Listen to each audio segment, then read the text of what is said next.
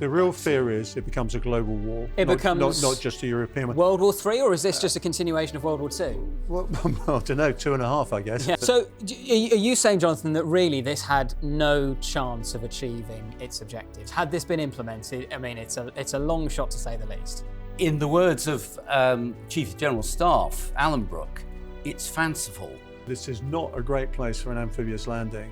It'll be great for a distraction, perhaps, have an amphibious force to the west. To actually do landings would be absolutely fatal. This would be D-Day gone wrong. The Germans are an interesting ingredient.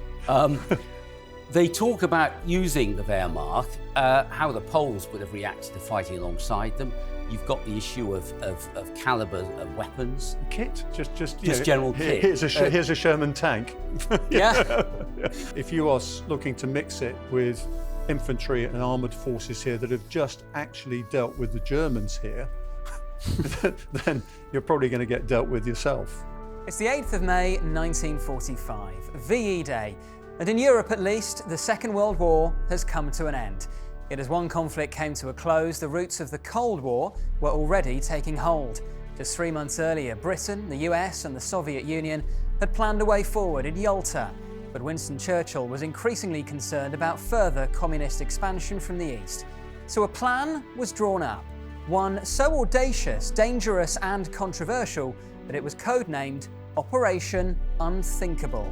The aim was for the remaining allies in Europe to declare war on the Soviet Union and push back Stalin's line of control.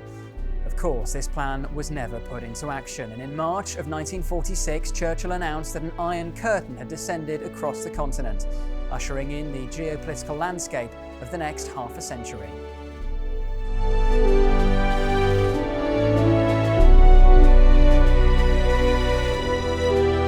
I'm James Hanson, and welcome to History Undone, the show where we look at how the briefest of moments can shape our world.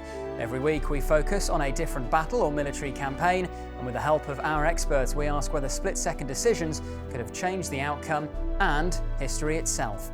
Today it is Operation Unthinkable. Like its name suggests, it was a plan that was arguably never intended to be implemented, but an exercise to evaluate the possibility of tackling the Soviet Union head-on. But what if it had been put into action? Was it even possible? And how might the world look today? These are questions for our experts, and joining me, as ever, is the historian and author, Rear Admiral Dr. Chris Parry. And for the first time on the channel is the historian and author of Operation Unthinkable, the Third World War, Jonathan Walker. Welcome to you both. Now, in front of us, we have our big map of continental Europe. One thing to point out, of course, this is Europe as it looked in 1940, and what we're going to be discussing today with Operation Unthinkable is what Europe looked like in 1945 and how it might have looked from that point on. But it gives us some useful context. Dr. Chris Parry, to start with you, I suppose in 1945, the key thing, as I mentioned in the introduction, is what has been agreed at Yalta. So just talk us through what Churchill and Roosevelt and Stalin do agree there. Yeah, so Yalta is the second of three major conferences, one in Tehran in late 1943, another one in July 1945, Potsdam, right in the middle. You've got this conference in Yalta, and that comes about because Stalin doesn't want to fly anywhere, so he has to go somewhere where he feels safe. So Roosevelt and Churchill go there, and they've got different agendas. Roosevelt wants to get the Russian sort of tick in the box for the new United Nations that he's forming. He also wants Russian help against Japan because Russia isn't at war with Japan at this stage. Churchill wants to try and guarantee democratic accountability in elections in Eastern Europe. And Stalin wants two things. One is he obviously wants a sphere of interest, as the Russians call it. He also wants to say over what happens in Poland as well. He says, we owe it to the Polish, to actually make life good for them. He actually says that. So they've got different agendas, but they come away essentially agreeing with each other that everybody gets what they want. But within about a month or so, Churchill begins to think, actually, we're seeing evidence now, particularly in Poland, which was controlled by the Soviet Union, that things aren't really going as we think they are. The people who were sent to negotiate, for example, with the Soviet Union of how Poland is going to be governed afterwards, are arrested, sent to the gulags and tortured. There's a thing called the Lublin Committee, which essentially a puppet regime being set up by the Soviets. And Churchill realised that he's been double-crossed. He comes away from Yalta saying, the problem with Chamberlain was he trusted Hitler. I know I can trust Stalin. And so has to walk back on that a bit. Yes. And so everybody thinks they've got what they wanted, but in fact, Stalin has pocketed everything at this stage. Jonathan, let's bring you in on this. Welcome to History Undone, first of all. Great to have you on the channel. I mean, Yalta is really significant, isn't it? Because Stalin does say, we will have free elections in Poland, and of course they don't. Yeah. And I think the aspect and the viewpoint of the big three at Yalta, they're all entirely different. There isn't this parity, they're all in it together. I think Roosevelt has gone into this with a view to the future. He's looking, as Chris has said, about formation of the United Nations. He's looking towards the Pacific. And he sees the relationship between America and Britain as something going back. He wants to look forward, and therefore Churchill is rather squeezed out. But he has this overriding concern that if the Americans pull back their troops and the whole consensus goes out to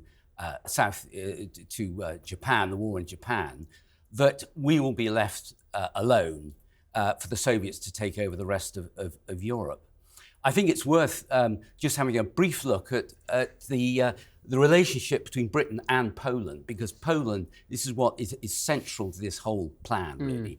As you know, we go to war because Poland's invaded in September 1939. And at that stage, we're a long, long way from Poland. So the British bombers we have, the Hampden and the Whitley, I mean, they're pretty archaic and they have to be adapted for early sort of SOE missions. But we claim to have gone to war over Poland to defend it, but neither Britain nor France are in the position militarily to do that. So during the war, we get SOE, the Special Operations Executive, to help support the Polish Underground and the Home Army. And that tinkers away for years during the mid-war period.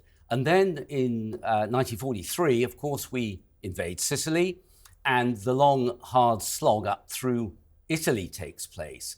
And the important thing is, down at the bottom here, we've got some very strategic airfields, Parry, Monopoli, Brindisi, Foggia. And from there, it's a very short hop. It's a shorter hop up to Poland. And we can increase SOE and supply missions. We do that through 44, and of course in the summer of 44 in Warsaw, the Polish Home Army erupt with the uprising. Stalin has reached the banks of the Vistula, and the Polish Home Army think if they can defeat the Germans in the capital city, then they can welcome the Red Army, but the Home Army will be the greeters. They will possess the city. In fact, of course, Germany crushes the Home Army in Poland, and that's the effective end of the underground. So, throughout this period of unthinkable, Churchill does have a certain guilt aspect to it. He wishes we could. I think it's worth adding, of course, we've got Polish troops fighting on the Allies' side. We've also got German, Polish pilots in the Air Force. The other issue, which Jonathan I'm sure knows about, we did actually offer to support the Poles in the Polish uprising against the Germans with both supplies and bomber aircraft, and it was refused by Stalin. So at that point, Churchill's saying, what's going on here? We've offered to support our allies, and yet Stalin won't let us use our aircraft there. It's a good point. And Jonathan, another key point is that, Winston Churchill personally has this inbuilt suspicion of the Soviet Union and of communism, and he is very worried about the spread of communism from the East. Yeah, I mean, his form with the Russians and later the Soviet Union goes back a long way. I mean, back for the time when he's a very junior player, a subaltern in the Malacan Field Force up in the northwest frontier, and he's a very small cog in the great game, of course, with Russia. During the First World War, when he rises to a higher position as Minister of Munitions, he's staggered by the speed at which the Tsarist regime collapses, and also the speed at which the subsequent Bolshevik government do a peace treaty with Germany. And of course, when they did that, it released huge number of divisions here that could be utilised on the Western Front. Then at the end of the Great War, Churchill becomes Secretary of State for War. And he's an enthusiastic pursuer of this Allied War of Intervention, which aims to, support the White Russians against the Bolsheviks. And as we know, that was unsuccessful. And then through the 20s and 30s, especially the 30s, I think he becomes acutely aware of the effect of the Stalin regime's policies with regard to industrialization and the crop removal from these areas such as Ukraine and Kazakhstan, and the famines and the millions of people who suffered. So he stores up this I wouldn't say hatred, but certainly animosity towards the Bolshevik system. So it's as do most of Western Europe, of course. Yes. Apart from in France. I mean, Britain. There's a very strong anti-communist view. Certainly, Nazism itself comes in on the back of fear of communism. So, you've got this general tension between a Russia that's trying to consolidate Stalinist power within Russia and this desire to spread communism to other countries. There's this constant tension. And Churchill sees that and wants to resist it. And of course, the alliance between the US and Britain and the Soviet Union is an uneasy alliance. It's an alliance of necessities because they're fighting a mutual enemy. So long term, it was always going to fragment at some point. In terms of the military capability of the Red Army in the summer of 1945 compared to what the Allies in Europe have, what are we looking at, Chris? Well, OK, so I've done a sort of rough tote. If you look at the number of infantry divisions that the Allies are deploying, there are 80 of them. There's 224 Russian and their allies fighting. In terms of armoured divisions, there are 23 Allied ones, 36 Russian ones. In terms of tactical aircraft, you've got 6,800 Allied aircraft, that's fighters, fighter bombers, things like that. 12,000 Russian ones, and very experienced on the Eastern Front. Where we do have the edge is in strategic bombers, where we've got 2,800 of them against about 980 Russian ones. But the fact of life is, the general rule of thumb is that the Russians have probably got 3 to 1 in terms of capability. Although, if you look at the assessments, the Allies, and particularly the British, only believe that about a third of them are what you would call absolutely top-line troops. They think the others are of varying capability. And those figures, Jonathan, I mean, that is crucial context for what we're about to talk about with Operation Unthinkable, because if you're Winston Churchill at the time, you are very worried that if they want to, the Red Army could spread further west. Indeed, yes. I mean, the Red Army are everywhere at this point. They've taken Prague here, they've moved through, they've taken Vienna, obviously this very large area down here. And there are 2 or 3 or 4 flashpoints at this period in the summer of 45, where even if it wasn't for a preemptive strike by the Allies, it certainly could have evolved into that because of disruption. I think we perhaps ought to look at that. Yeah. So down here, we've got Trieste, and this area that surrounds Trieste is Venetia Giulia, the Julian Alps. And you've got Tito's communist partisans taking large parts of this area. And there's a great fear that Trieste might fall to them. And of course, we're pushing up through here. So there's a potential clash there. Tito's partisans are also claiming bits of southern Hungary. There's talk of them looking at southern Austria, also down here in Greece. So that is a hot spot. You've got Austria here, the Red Army coming to about here. There's a threat that they'll move further in here. The Slovakian area of Czechoslovakia is also heavily infested with the Red Army. And of course is separated from the rest of Czechoslovakia Indeed. at the end of the war, with a very strong communist element active there. I mean, the other issue is, we're discussing at this point whether Austria goes to the Eastern Bloc as it emerges, or Czechoslovakia comes into the Western Bloc. So there's a lot of horse trading going on, saying, well, which country is going to go which way in the sphere of influence at this stage?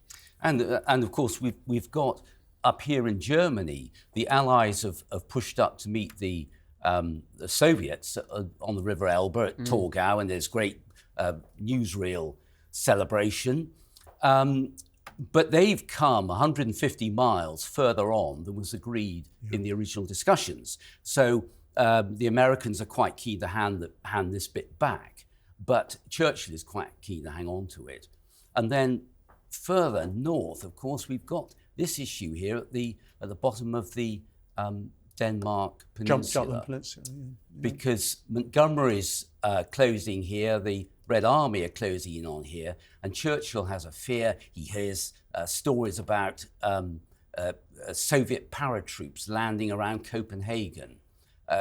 What's really interesting about Denmark is, as part of the negotiations for the Ribbentrop-Molotov Pact, the Russians say, we want Denmark. And the reason they want Denmark is so they can control the Baltic, which is one of their big neuroses. The Black Sea and the Baltic are real neuroses for the Russians. And as Jonathan says, they're making really interesting noises about Denmark here. And of course, Denmark's just had quite a lot of occupation from the Nazis, so that's the last thing they want. But it is interesting the way in which everything is indicating that the Russians are starting to push forward into Western Europe. Well, this is really fascinating and crucial context. You can understand why in the summer of 1945, the Allies, in particular Winston Churchill, is worried about the threat of potential Soviet expansionism. So let's zoom in now and discuss Operation Unthinkable itself.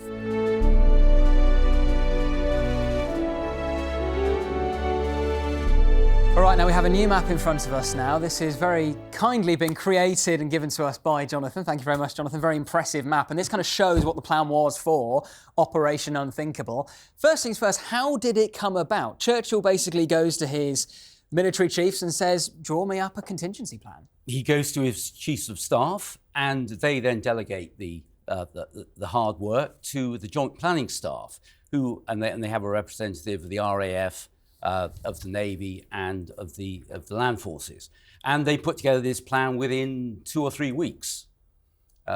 It's quite a challenge. And so lots of assumptions are made. And the idea was, just before we talk about the specifics of how it would have worked, the idea was that this could have been good to go from when? From the 1st of July, From the 1st of July. So right in the heart of the summer of 1945, there is a scenario in which war with the Soviet Union has essentially begun. And of course, shades of Barbarossa. That start date is very important if we're looking at this part of Europe. And needs to be over in time for the Russian winter, because everybody's gone, Napoleon, Hitler, we're not going to do that. That's a very good point. So, Operation Unthinkable, was it purely about offensive action and taking the fight to the Soviet Union, or was there also a defensive element? They're looking in the first stage, which they call the quick success phase, of a lightning strike, infantry and armoured divisions coming from the north across here, coming up from the southwest here, and with naval support along here in the Baltic, defeating Soviet armour in probably this area here. That's the talk, a big major armoured clash about the size of Kursk in this area here. And if it's successful, holding a line from Gdansk down to Breslau. And how realistic would that have been, Chris? I mean, we've mentioned the numerical advantage the Red Army have at this point. If the Allies do decide, I mean, let's just take the northern thrust to begin with. How realistic would it be that the Allies could achieve that? I'm looking at the logistics for this, how far you can actually go and how soon you're going to get encircled by quite considerable armour and infantry forces. I've got a real worry about the naval part of this. The Baltic was always not a very happy playpen for the Royal Navy, but you've got Russian submarines suddenly on the loose in the Baltic. They torpedoed quite a lot of German ships that have been evacuating people from East Prussia. The Baltic's heavily mined as well. So this is not a great place for an amphibious landing. It'll be great for a distraction, perhaps, have an amphibious force to the west, but to actually do landings would be absolutely fatal. This would be D-Day gone wrong Really? you're trying to do that. You think there's very little chance this ends well for the Allies? No, it's good for a feint, I think, Okay. to say, look, you've got to devote some troops. But what's going on at sea at this moment, with all the mines and about a dozen Russian submarines very active at this point, having been released, of course, from St. Petersburg and further along the coast, it's not a good option. As I said, logistics, you've got a very long train coming from the west here. You've only really consolidated in the Netherlands through Antwerp and places like that. You're flying stuff in, but can you sustain the momentum of this campaign would be my question. Yeah, and going back to the naval campaign, they're saying that the 2 cruisers, 2 destroyer flotillas, 4 motor torpedo boat flotillas and the assault vessels would assemble at Brunsbüttel, here the western end of the Kiel Canal. And that would be a refueling point, Karlskrona in the southern coast of Sweden. I'm not sure how that would have worked. Well, heavily mined. I mean, at this stage, we're starting a demining operation in the Baltic that hasn't completed yet in 2025. So, this is a very serious place to go. And as I said, the Russians are out. They're torpedoing almost everything on site. And great as a feint or as a decoy force, but I'm skeptical. On land, from my joint experience, I can tell you that if you are looking to mix it with infantry and armoured forces here that have just actually dealt with the Germans here, then you're probably going to get dealt with yourself. And if we look at the 2 separate thrusts of the attack, Jonathan, we've spoken about the northern thrust, but am I not right in saying that's actually the more straightforward? The southern thrust is even more challenging. Yes, and they're talking about this line here, which if they are successful in the armoured battle up here, they think they could hold this line, but probably not through the winter of 45-46. They're sensible enough to realise they can't push this line in the summer further here, because just below here in Slovakia, there are a huge number of Soviet divisions which would outflank any operation there.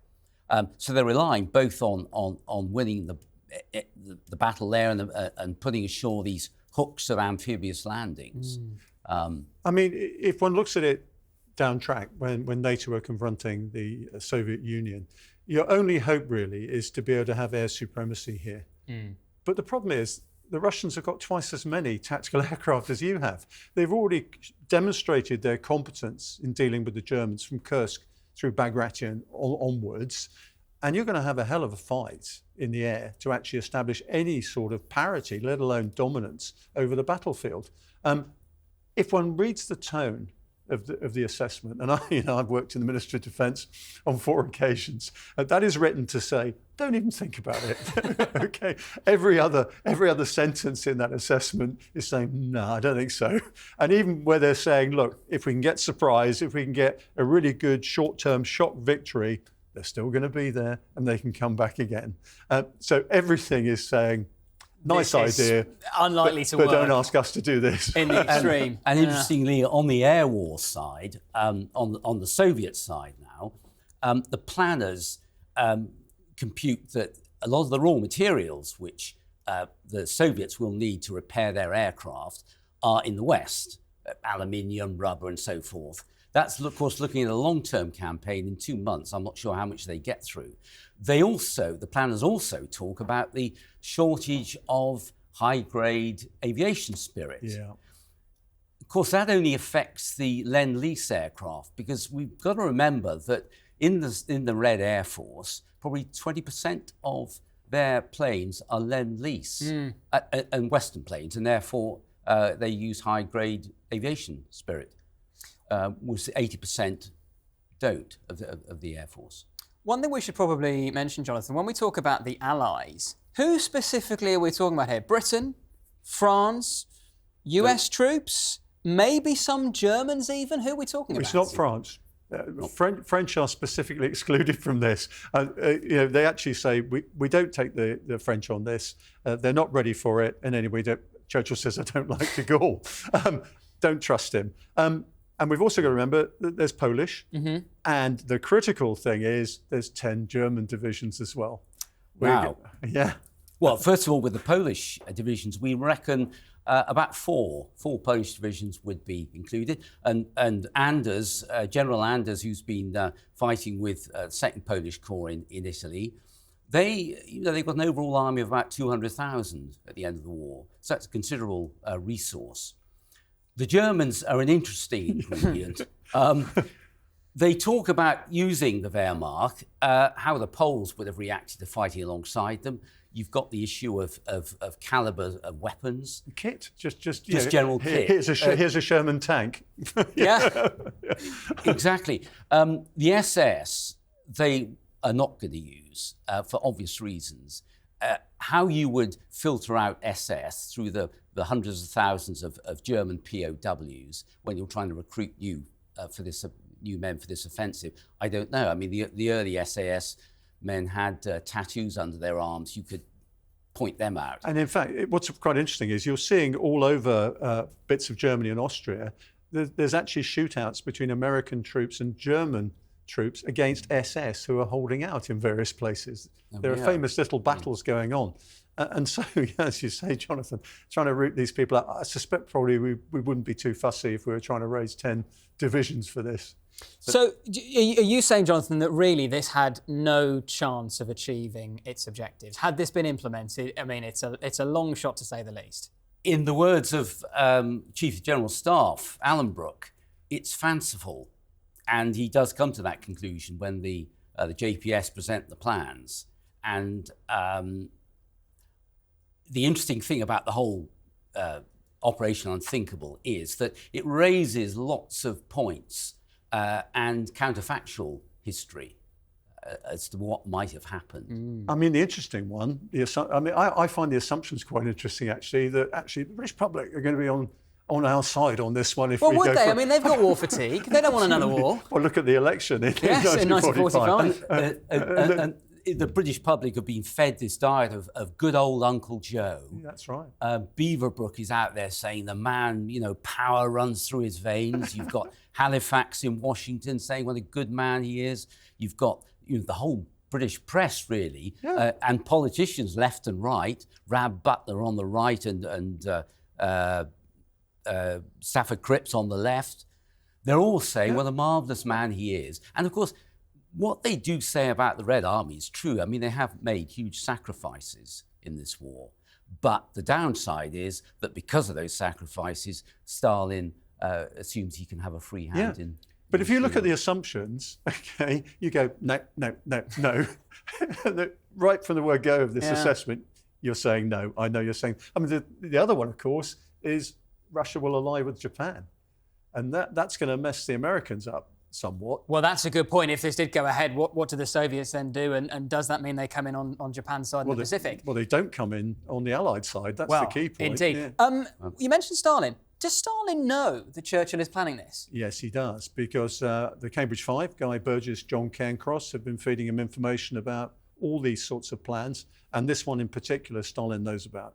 But is that almost not part of the point, Jonathan? That maybe Churchill has learnt the lesson of the 1930s, that if you've got an expansionist tyrant, you kind of need to let them know that you're onto them. So even if this is not designed to be implemented, is it almost helpful that the Soviets are aware of it? Well, that's a good point. In the title, the address of this plan, it says to impose the will of the British Empire upon the Soviet Empire. And he considers it's all about giving Stalin a bloody nose, assuming he can. A square deal for Poland. A square deal for Poland. Yeah, that's right. I mean, I think that would be very clever. If this were a double bluff, I think it's absolutely remarkable. And I would say the documentation is written like that. But not anybody, I can tell you, at the top of any military reading this assessment would say this is a goer. Yes. I mean, it actually screams, don't do it. Now, what I think we do have to factor in here is that Stalin, Churchill, and initially Roosevelt and then Truman know there's a nuclear weapon on the way. And this basically overshadows this, because the Americans are going, you know what, 16th of July, we've just tested Los Alamos, we know it works. And, at Potsdam on the 24th of July, Truman actually says to Stalin, we've got a weapon. And Stalin is very nonchalant because he knows about it already. And he says, I hope it goes well. But nobody really knows what a nuclear weapon can do at this stage. So Stalin's quite easy about it at this stage. It's a big bang. Well, that's a really good point, and I'm sure we'll come on to talk more about the bomb in due course. Go on, Chris. But my point is, the Americans are thinking, well, we can deal with the Soviets because we know we've got something up our sleeve here. Churchill's not thinking in those terms because he hasn't seen it yet. And Jonathan, just to round off the story of Operation Unthinkable itself, as people may have noticed, of course, it never got implemented. We never had this war with the Soviets immediately after World War II. And so what happens? You have a change of government in Britain, Clement Attlee comes in, he's got this report and he ignores it. I don't think it would make much difference, the change of government, because the chiefs of staff are against this plan. So even if Churchill had stayed in power... You still think this never sees the light of day? Exactly. Worth mentioning the defensive plan. This is the offensive version. There is a defensive plan which Churchill says, what if they do sweep through and suddenly the Russians are picking shells off the beach in Belgium and northern France? Yeah. And there is some contingency work that happens the day after this plan is presented to say, well, if that happens, we have to retreat into our island fortress and we have to build up our air force and our navy to resist.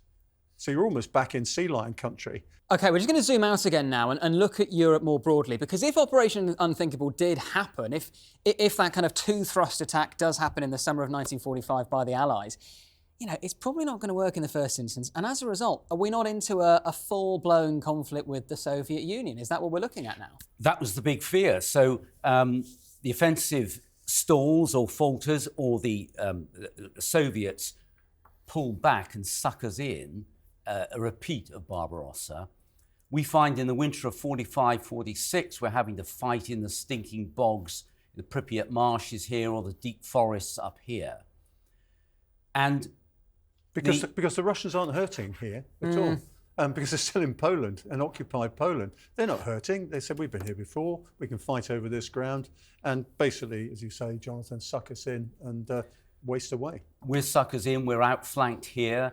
Stalin's probably, the planners estimate that he's going to come down here, attempt to take Turkey, possibly the Syria, Iraq for the oil fields. We've only got, a couple of... Iran as well. Yeah, Iran. We've got a few Indian Brigade groups there, nothing to hold them at all, probably come down there. If he takes Turkey, he might look at Greece as well, close the Dardanelles Straits. Suez Canal, it stops any Allied shipping getting into the real fear is it becomes a global war. It becomes not just a European one. World War III, or is this just a continuation of World War II? Well, I don't know, 2.5, I guess. Yeah. But Japan's still in the war. Yes. So what happens there? So the Americans are going, we're pretty bogged down in Europe again. This is why I don't think it was ever going to happen. The Americans are never going to say, we've won the war in Europe just to start another one while we're still dealing with Japan. Just before we get on to what happens if this does play out, and therefore do the Japanese ally with the Soviets, there was a defensive plan as well, was there not? So what if the Soviets actually drive westward? And do you want to talk us through a bit of that, Jonathan? OK, so the assumption is they'll press on beyond Berlin and reach the Channel ports. They're well up on rocket technology. The amphibious side of it probably wouldn't have any effect for a couple of years, so they're going to rely on their rockets. Now, we're not talking about Katyushkas, which have got a range of, 7 miles. We're talking about V2 technology plus. That would be the threat there.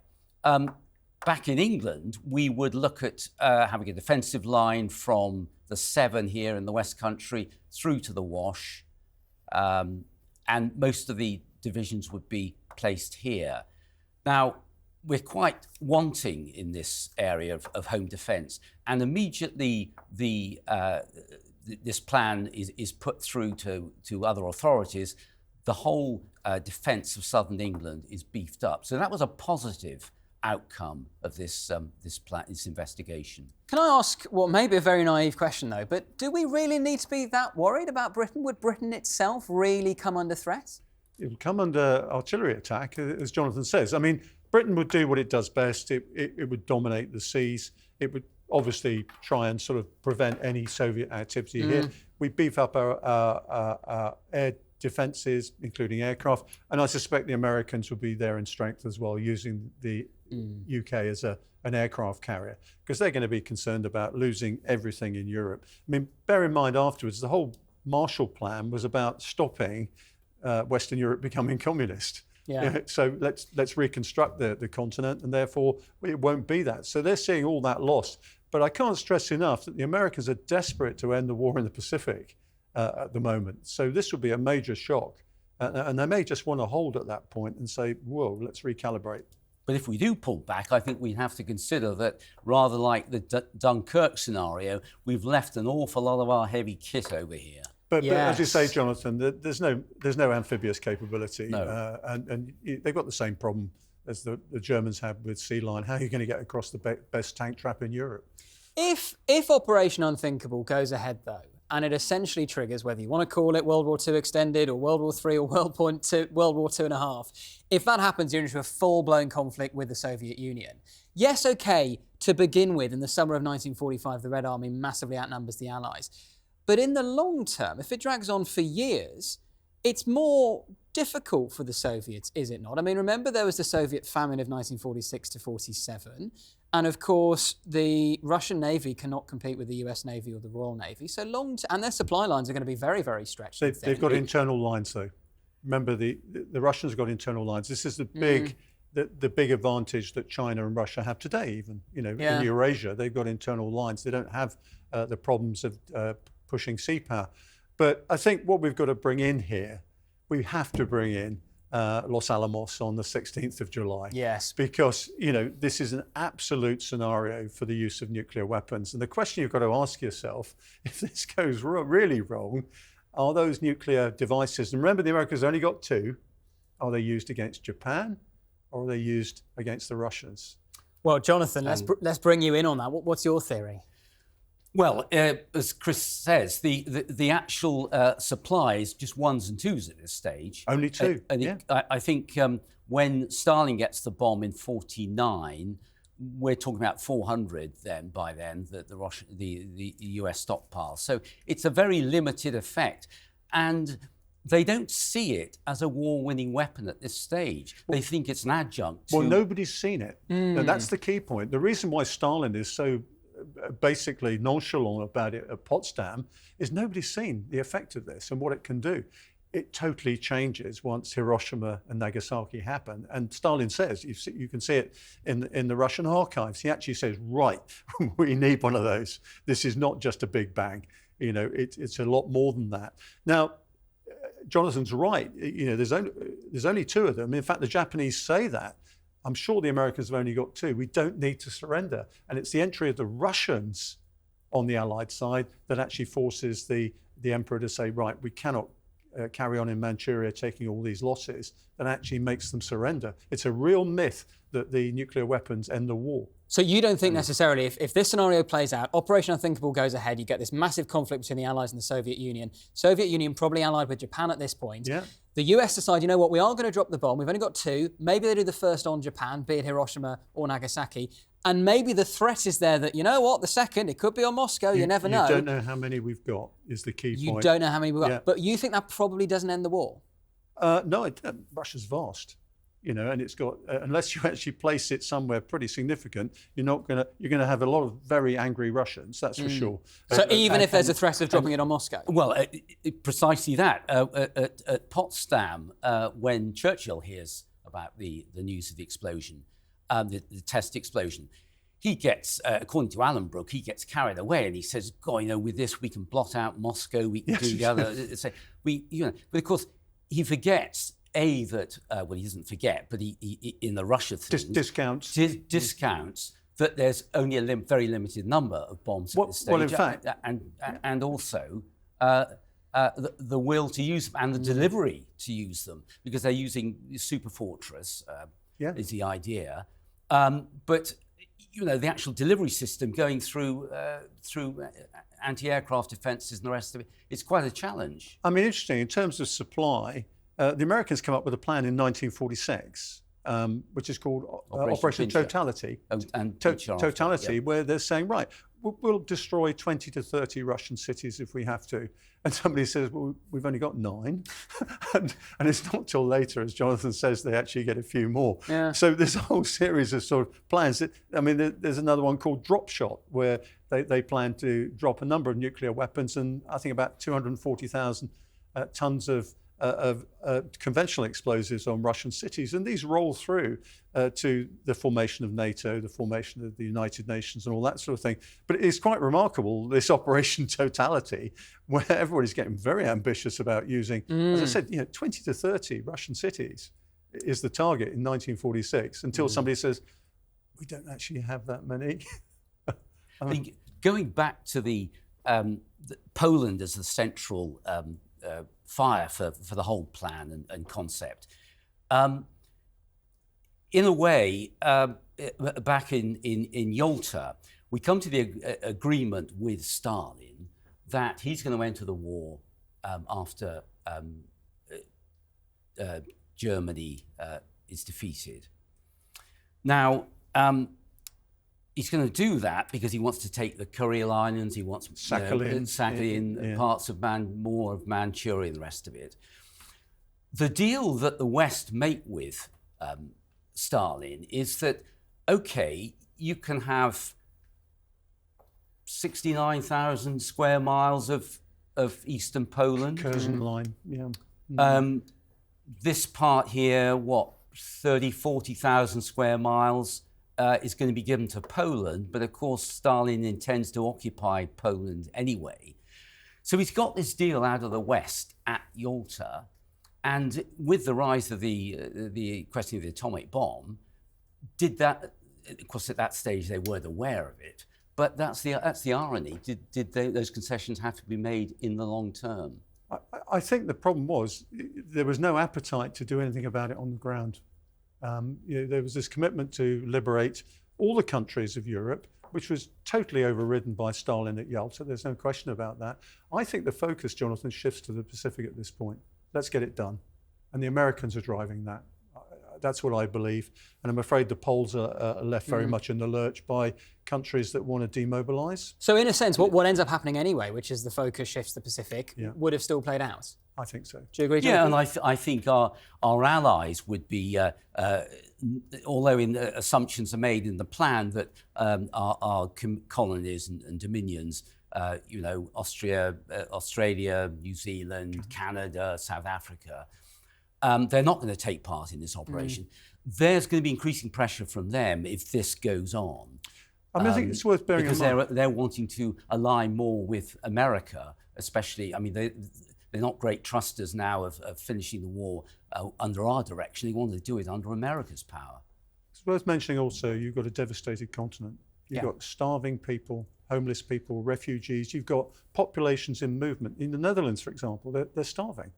And so you've got to put that back together again. You own it now. So you've got to actually take responsibility for it. So Poland is an even further off place in Chamberlain's mind, about which people don't know that much, even though we went to war over this.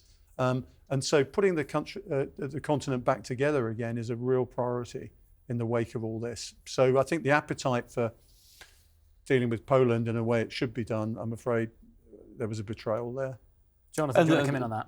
The whole direction of the United States is, although they have the Marshall Plan and the investment in Europe, it's still, they see that as old business. They're looking towards the Pacific, and of course there's modern parallels with that. And this causes great concern in the European capitals. Are we going to be left high and dry? Demobilisation is going to be taking place in Britain, where 5 million servicemen and women at the end of the war, and if that carries on, we're going to be in serious trouble. And our economy can't sustain that momentum either without the credits we're getting from the Americans. And unless you're on a war economy, you go immediately bankrupt. Well, listen, this is absolutely fascinating. This is one of the great what-ifs of history. We've spoken about Operation Unthinkable itself and how it might have played out. Now let's ask ourselves, if it had done, what might the world look like today? This is History Undone.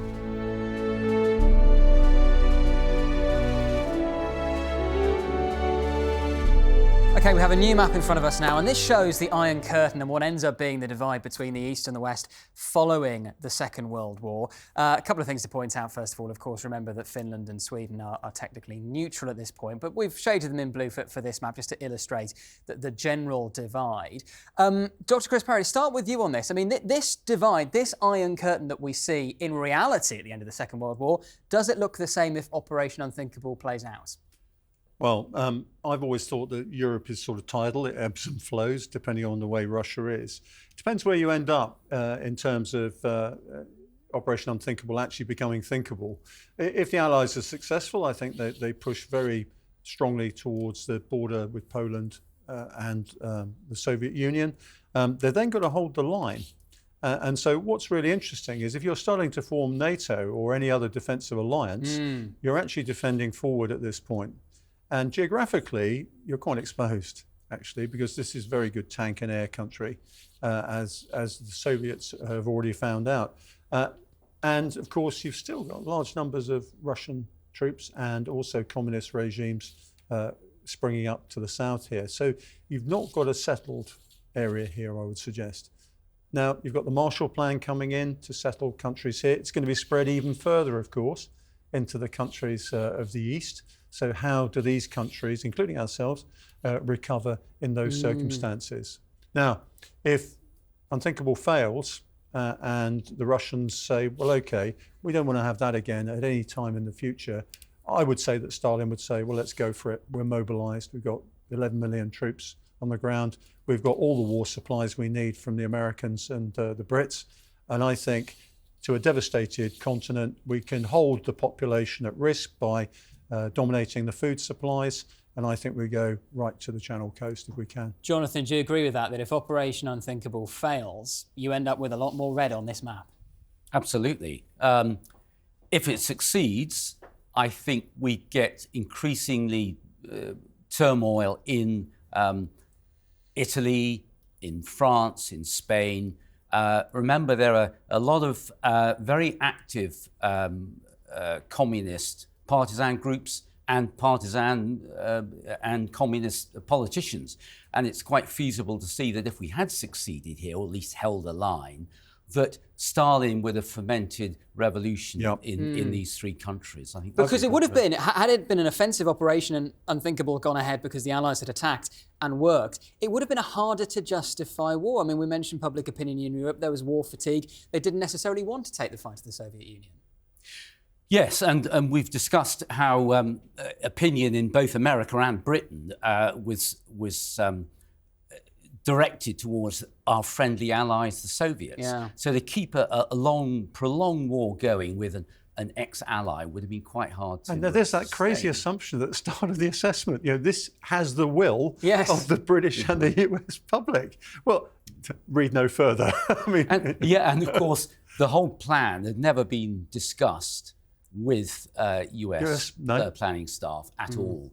And as Chris mentioned, the US plans in 46 and into 47, where the US is looking at a plan similar to Unthinkable, but with the use of atomic bombs. So they come round, it takes them a couple of years to come round to the Soviet threat, the full effect of a Soviet threat in Europe. And bear in mind what we said about Denmark. They're very keen to dominate the Baltic. The Baltic, yeah. That still remains an agenda now, which is why Russia is so interested in the Baltic and the Black Sea. But also the red on this map, potentially, if Unthinkable fails and you get further Soviet expansion, wouldn't just be west, it would be down here in Greece, and it might be Turkey, and crucially, well off here, off the map into the Middle East. And therefore the Soviet Union becomes far richer because it has access to the oil fields. Well, it's got its own oil fields. Well, but yes, but even more. Even more. Absolutely. Well, the point is it can dominate the supply. It's denying those fields to others. That's the point. So it dominates the price. It dominates supply. Saudi Arabia hasn't really got going at this point. And so, I mean, I think what you do get is the Americans going, well, should we be anywhere near Europe right now? Because we've finished our business in the Pacific. We've got a lot of interest there. What is our interest in Europe now? We're going to have to do it again. So are you saying that you don't get any kind of post-war military presence from the US in Germany, say? Well, Germany's been overrun by the Russians. True. Yeah. So the only presents will be the war graves. Yeah. Yeah, and we talk about the assumption that on the eruption of Operation Unthinkable, Stalin allies himself with Japan. Now, what happens if Stalin is all powerful in Europe? It's not going to be long before he falls out with the Japanese in the Far East over Sakhalin and the islands. and Manchuria. Yeah, so let's just play that out a bit. So how long does that alliance hold, and what do you think ends up happening to Japan in the context of the Second World War then? Well, it would be interesting to see whether Stalin gets the bomb in 1949. Well, I think the issue is the Americans go ahead with the invasion of Japan because they need to hold Japan against the Russians in the Far East. Wow, so Operation Downfall goes ahead. If they don't use the atomic bombs and the Russians. And remember what I said, it's not the bombs that actually bring the Japanese to the table. It's actually the Russians coming in Manchuria and killing a lot of Japanese that does it.